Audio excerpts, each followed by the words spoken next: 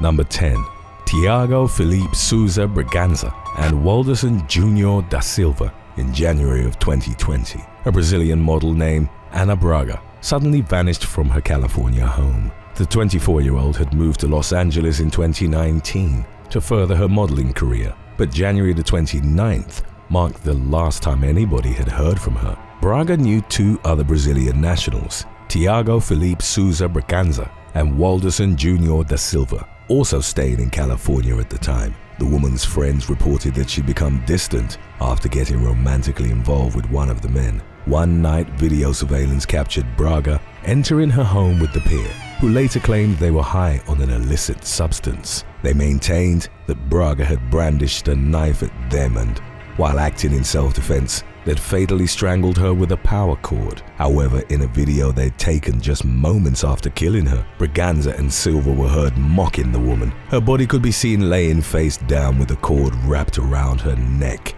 before the duo hid her in a comforter. Surveillance video captured the men leaving Braga's home while carrying the comforter. They placed the model's body into her car and subsequently drove 1,300 miles to Oklahoma City. Weeks later, on February the 12th, police found her empty vehicle in the parking lot of a casino. Surveillance video from February the 1st showed Braganza and Silva abandoning Braga's car before getting into a green minivan. They then fled to Mexico before catching a flight back to Brazil. On February the 22nd of 2020, both men were arrested in the South American country and admitted to murdering Braga.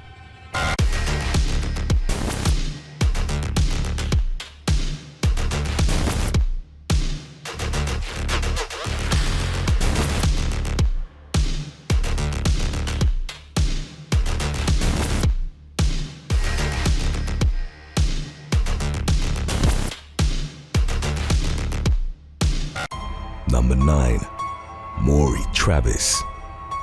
In May of 2002, Maury Travis, also known as the St. Louis Killer, was arrested in connection to a string of deaths in the area. Between March of 2001 and May of 2002, Travis was proven to have been responsible for the murder of at least 12 escorts, whose bodies were found along roadsides throughout the city. Police sorted through several pieces of evidence that pointed to Travis, including a map that the man himself had anonymously sent to the authorities with the location of one of his victims' bodies. Investigators were able to trace the map back to Travis's computer. When they searched his home, the police found a chamber in his basement where they determined he tormented his victims before killing them. Recordings were found that showed abuse, torture, and at least one instance of Travis strangling a woman to death. He admitted to committing 17 murders, but only 12 bodies were found. Travis was arrested on June the 7th of 2002, but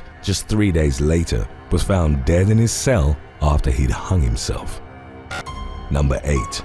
Richard Davis and Dean O'Reilly. In 2006, Missouri police discovered the body of Michelle Huff-Rishi, burnt and buried in a shallow grave. Investigators found evidence that linked Richard Davis and his girlfriend, Dean O'Reilly, to the crime. However, by the time the connection was made, the couple had fled and gone into hiding. While searching their home, the police came upon graphic videos that showed the couple torturing and abusing both Huff-Rishi and another woman, Marsha Spicer, whose body was also found in a shallow grave. After an 8-day manhunt, the police eventually captured the couple. Davis received the death penalty while Riley was given 9 consecutive life sentences for the murders. In December of 2020, it was announced that Davis had died behind bars at the age of 56. Number 7. Gregory Graf. 33-year-old Jessica Paget's mother reported her missing after she disappeared from her Pennsylvania home on November the 21st of 2014. During an extensive 5-day search, the police questioned Paget's stepfather, Gregory Graf, whose story about what had happened was inconsistent. Graf eventually confessed to the authorities that he had shot Paget in the back of the head and recorded himself abusing her corpse before hiding it on his property. At his trial in 2015, the jury only needed 6 minutes to convict Graf of first-degree murder, resulting in a sentence of life in prison. Number 6. Deidre Hunt and Konstantinos Fotopoulos. In 1990, Mark Kevin Ramsey went out to the woods west of Daytona Beach, Florida, with Konstantinos Fotopoulos and his girlfriend, Deidre Hunt, in what he thought was an official initiation into a criminal club. The 19-year-old knew that Fotopoulos was a counterfeiter and was interested in being part of his operation. However, Fotopoulos had no real intention of allowing Ramsey on the inside. The problem was the latter already knew too much and had threatened to blackmail the former. Hunt later alleged that Fotopoulos had forced her to take part in a scheme of luring Ramsey into the woods to kill him, threatening to do the same to her if she didn't go along with it. Once they got there, Fotopoulos started videotaping with a camcorder as Hunt shot Ramsey 4 times, thrice in the chest and once in the head. The recording was used as compelling evidence during their trial that resulted in both Hunt and Fotopoulos being sentenced to death. However, 8 years later, Hunt's sentence was reduced to 2 terms of life in prison. Number 5. Jamel Dunn. On July the 9th of 2017, Jamel Dunn, a 31-year-old Florida man, struggled to stay afloat after entering a pond. A group of 5 teenagers between the ages of 14 and 18 happened to be on the shore when Dunn called out for help.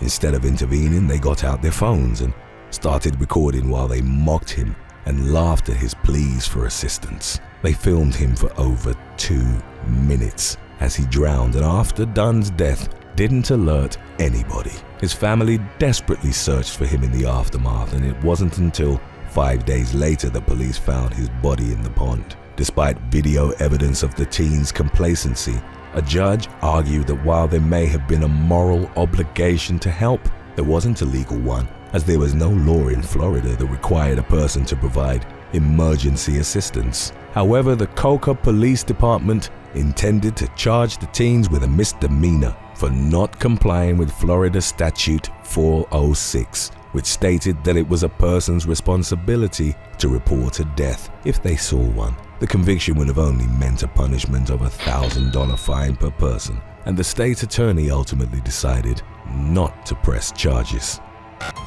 Number 4. Tamarin Ilmas. On September the 16th of 2018, a UK teen was fatally beaten and stabbed by 4 other teens in what was believed to have been a gang-related incident. The victim, Tamarin Ilmas, had ties to the Mile Road gang, while his killers, Aaron Miller, Caleb Brown, Jacob Morgan, and Ramon Juana, were part of a rival gang called the Black Tom Gang. Investigators uncovered video footage that showed prior tension building up between Yilmaz and his rivals before the attack against him took place. The 4 teens recorded the entire incident on Snapchat, which included the stabbing, beating, and bludgeoning of Yilmaz with a hammer. His friend called for help and the teen was rushed to the hospital where he died the next day. All 4 youths were found guilty at their trial and sentenced to life in prison. Miller was given a minimum of 21 years. Brown and Juana were sentenced to a minimum of 17 years, and Morgan was sentenced to serve a minimum of 16 years. Number 3. Bethany Martin. In July of 2021, Bethany Martin, then in her late teens, was walking through a Texas neighborhood with her friend when they came across the body of a 25-year-old man in a drainage ditch. Martin's friend took a video which they later posted to Snapchat of her removing a necklace from the dead man's corpse. The friend also took the pendant from the necklace with the intention of keeping it, stating that it matched her style. The girls then called the police to report the body.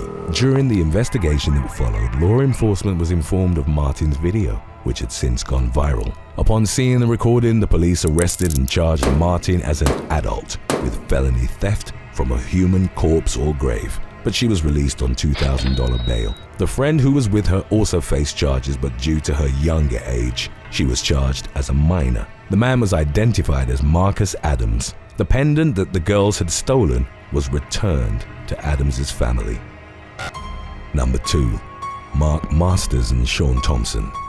In September of 2008, 3 English teenagers, 19-year-old Mark Masters, Sean Thompson aged 17, and a younger female friend were involved in brutally attacking an innocent man, which ultimately led to his death. Masters and Thompson were playing Happy Slap, a gruesome game that essentially involved beating up random people on the street. On one particular day, the trio targeted 29-year-old Gavin Waterhouse. Masters and Thompson asked their friend to record the attack with her phone while they assaulted him. In spite of his injuries and losing consciousness, Waterhouse initially survived his ordeal. However, he didn't go to a hospital for treatment and died 3 days later from a ruptured spleen. The teens posted the video online, which was used as evidence to convict them for the attack. Masters was sentenced to 7 years and Thompson to 6 years in juvenile detention facilities for manslaughter, while the friend who recorded the attack received 2 years for aiding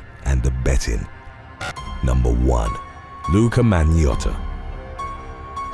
In 2010, Canadian man Luca Maniota started uploading gruesome videos that showed him killing kittens, but at the time nobody knew who he was. Groups of animal rights activists made it their mission to bring the individual behind the horrific footage to justice. After following up on clues from the clips, internet sleuths were able to uncover his identity. When they alerted the police, however, nothing came of it, which allowed Maniota to continue posting similar content. Then, in 2012, he uploaded a video on a whole other level.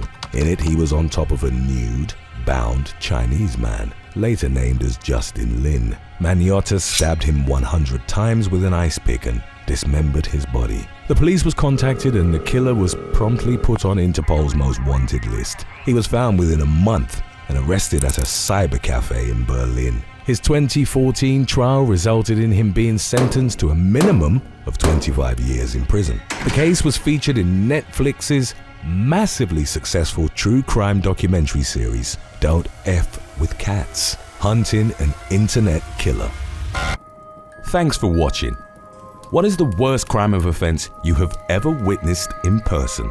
Let us know in the comments section below.